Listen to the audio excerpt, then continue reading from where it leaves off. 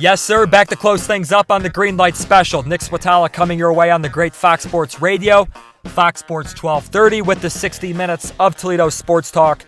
As we had a lot to do today, putting a bow on Super Bowl 55. We got to just about everything in that department yesterday. Reinforcement today.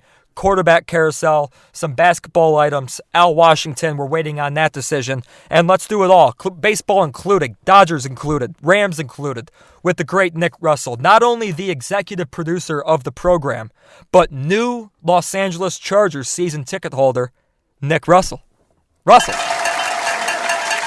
Goody. It's great to see you. Thank you for mentioning, yes, we're Chargers season ticket holders. Have not made the executive decision on Dodgers package yet this year. It's still possible. Big shout out to Trevor Bauer. We love him. But yeah, Chargers season tickets, we're excited. Playoffs next year. 100%. Obviously, a lot of hype with the Dodgers situation. Lots to do with the baseball, Dodgers union. Let's start with the football, shall we? With your Rams and the Lions before some Super Bowl 55 nuggets, did you think the Rams were winners in the trade? Did I think they were winners in the trade? Great question. Yes, today. Today they are winners. I think no matter what, the product that the Los Angeles Rams are going to put out week one of the 2021 football season is going to excel past what they had with Jared Goff. I'm on record on this show multiple times saying Jared Goff cannot read defenses. It's terrible. It was so one-dimensional. You take away the first look, you got him. And good defensive coaches made him pay for it. Brian Flores of the Dolphins made him look silly. And I think McVay got fed up. I think Matthew Stafford is a veteran, and it's just going to – they still got weapons. Cam Akers looks like he could be a superstar. I think that's going to be good. I agree. I think it's an upgrade, no doubt about it. Now, when you talk about the long term, I think this thing's going to come crashing down. Are you nervous about the Rams Are you nervous about the Rams in 2 years in a tough division? You know, Seahawks aren't going to go anywhere. Niners are going to be right there. You're in a tough division out there, and if things go south, not only are you not going to be able to keep players, you will have no picks. Are you concerned about the future of the organization? Is it Super Bowl or complete bust for you? Yeah, I think that's what it is, right? You don't give up your next, 2 first-round picks unless you are planning on going all in. That's an all-in move to me. And granted, they're not going to be great first-round picks because they're going to be a good football team. They're going to be. Well, I mean, hold on now. I mean, hold on now. That 2020. I mean, I think this Rams team could come crashing down by 20. I think that Lions 2023 Rams pick. I mean, that could be a top 10 pick. What I'm telling you is that this year the Rams could be really good. Next year, you have decisions to make. You have you're still paying the penalty for paying Gurley too early. You're still paying the penalty for drafting Goff, signing Goff, trade. You paid the penalty for trading Goff, for crying out loud. What I'm saying is that this year you look great. By 2023, all I'm saying is that this thing could come crashing down. That's all I'm saying. Hey, and that's fine. That's the price you pay for going all in for obviously the next 2 years then is what your window is. And, I think it was a great deal from the Lions. You're absolutely damn right I did. Yeah. It is great. You've got a guy that can come in and play quarterback, although not at an elite level. He's got an elite arm. He just doesn't have the elite intangibles. He's going to be able to play quarterback. He's going to win a few football games. He's going to light up some statistical 4 or 5 first-round picks for the next 3 years. I mean, the Lions have a nice little bridge here. The way I looked at it is neither team had a choice. Stafford went to the organization. He wanted to trade. Brad Holmes had 15 missed calls before he got to his office and unpacked. And then the Rams, we don't have to be redundant here. They made the mistakes. They're paying the price, and now they have to go all in because with Goff, I agree with you. Goff. Now, look, I think Goff gets blamed a little bit too much out there, but I agree. He was not going to get you to a winning situation in this little 2-year window that's left in Los Angeles. Okay, Chargers season tickets. Rams make the trade. I thought Super Bowl 55 was a joke, not only because it wasn't competitive. The halftime show I thought was fake. I thought the commercials were overrated. I thought Romo had probably his worst night at the office since being hired, which when you think about it says a lot. We're talking about a guy that didn't even know who awaited the winner of the Browns-Steelers playoff game, and he somehow found a way to top that. Add in that the game was a fluke, Russell. I mean, no right tackle, no left tackle, Andrew Wiley's playing tackle, and I thought the whole thing was a disaster. Your thoughts on Super Bowl 55? Not taking anything away. You can't. The game happened. The Buccaneers won it. I thought it was a horrendous sporting event. I actually dozed off for a few minutes. That's how dull I felt like it was, watching Patrick Mahomes run for his life every play. We talked about it off air. The Brady narrative is just going to keep on chugging along now, and it's getting. You think it's getting more and more out of hand, which it is. The real narrative was how Todd Bowles just won the Super Bowl. That was all Todd Bowles, right? Like, these guys don't have an offensive line. We're going to make Pat run for his life. Todd Bowles gets the game ball in New Orleans.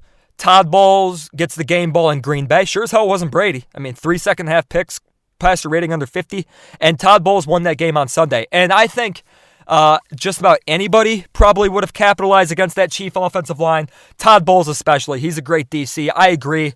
Brady in the 7, it's wonderful. I'm okay with Brady and Brady with Gretzky and Ruth and Jordan and LeBron and Federer is wonderful, and I get it, and it's a good conversation. But the fact that people are using this Super Bowl run by Tom Brady as in, we're going to use this. We are going to use this performance, this showcase, this team. Now all of a sudden tells us Brady is better than anybody in the history of American sports. That I don't agree with. Belichick's legacy being diminished, I don't agree with. I think a lot of people have a lot more paying attention to do as far as the history of American sports. That's all I'll say. Let me ask you this. Will Todd Bowles get another shot at head coach? Yes, I do. I think here's the problem I have with Bowles yesterday. And we know why this is. It's because, the NFL has a problem with the black coach right now, and I get it. But the fact that people are acting like Todd Bowles was stiffed out of a job this year is not accurate. Last I checked, okay, interviews are not conducted after Championship Sunday. They're not conducted after the Super Bowl. That's number one. Number two, Brian Daboll, in my mind, is the best candidate on the market. Brian Daboll turned Allen into a superstar. Brian Daboll got the Championship Sunday. Brian Daboll's been under Belichick, and he's been under Saban. Brian Daboll didn't get a job this year, so I think we can pump the brakes on saying Todd Bowles got stiffed because he's black. I think we could. That's not accurate. What I will say is accurate is I think Todd Bowles can learn from his mistakes in New York. I think he deserves another opportunity. I think he's ready. And I think around this time, next year, Russell, I think Bowles gets a job. There was one team that could have hired Bowles rightfully over the coach they hired, and that was the Lions, because they ditched Bowles' interview after they loved Campbell. Aside from that, you're not going to sell me a situation where Bowles got stiffed. I'm sorry. I think he's ready, though. To answer your question, I think he's ready for another opportunity. Will he learn from his game management woes? I don't know. Some people have. Some people haven't. Yeah. Good. Good enough point. I was just curious to hear how the... Yeah, absolutely. What about the Dodgers with Bauer now? Tell me. Is it up there? I mean, is it better than Scherzer, Price, Verlander? Is it going to beat the numbers from the Cleveland rotation in 16? I don't know about the numbers. But star power, you got it. With star power. You got star power. You're forgetting. There's guys on this pitching staff that are being forgotten that have just absolutely filthy stuff, just like Tony Gonsolin. These guys, I mean, Julio Urias, who looks like he might be the best pitcher on the planet in the World Series, is going to be, the number 4, 5 guy, pending what David Price does? Are you kidding? That's just insane. I think Price and Urias are two interesting names because they're two names I didn't think about right off the bat, and they're two names that could go down as the best 4 and best 5 in the sport. Easily. But and then, again, Dustin May has got 100 with filthy movement, just absolutely disgusting slider. Yeah, Gonsolin, who's a great pitcher. He's been playing really well when he's pitched. You got Brusdar Graterol, the flame-throwing closer who looks like he's the heir to Kenley Jansen's diminished throne. I hope Kenley Jansen doesn't throw more than 20 times next year, but I'm going to be wrong. Yeah, we know you haven't been high on Jansen. I haven't been. His best days are behind him, there's no doubt. It looks like Bauer used the Mets here to get the best deal. I was surprised the Dodgers pulled this off. How many titles in the 2020s do you expect? And let me put it this way. With one under their belt, how many titles in the next 5 years do you think justifies the business that's been conducted as far as chasing the trade deadline acquisitions, the historical rotation. You got decisions to make with Seager and Bellinger. Take that into consideration if you need to. I mean, are you talking 2 more? Are you talking 3? What's the expectation from Dodgerland after Bauer? I said before I said Dodgers-Rays World Series on this program, I said the Dodgers are winning 4 titles in the Roaring 20. I still think 4 is the benchmark. Could they go 5? It's definitely possible. I think a lot of what the Padres did dictated their need to make this move to get better, because the Padres got a lot better, and I think that's something that's not being talked about that much. I think the next 5 years, I think while you have, Seager's the guy, in my opinion. I think you have to do whatever you can to get Seager on a deal. If that means let Bellinger walk after his arbitration years, so be it. The way they worked this Bauer deal, however, makes it seem like it's going to end right around when Cody's up for arbitration, so it makes me feel like they're going to get Cody and extend Cody, which may lead to Seager leaving. It's going to be an interesting spot. The one player that I'm most interested of, the most storyline for me, the biggest storyline, is Gavin Lux, the second baseman that they dubbed the future captain, that did not see a lick of time during this postseason. And he's with Kike Hernandez gone, Jock gone, we're going to need a bat. And Gavin Lux was just not a bat during the year, and that's why he didn't play. That's a huge key position, key player for the Dodgers.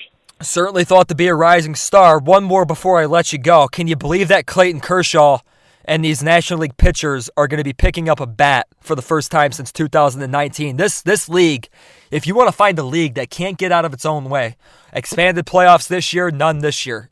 Universal DH this year, not this year. Everything's in preparation for these negotiations. Baseball's a mess, Russell, and the universal DH or lack thereof, I could not believe they went back to that. How about these pitchers picking up a bat for the first time in 2 years? Does that have injury waiting to happen for you with the likes of Kershaw? I think you're going to see a lot more, even more so than usual, just bunts, pitchers getting out.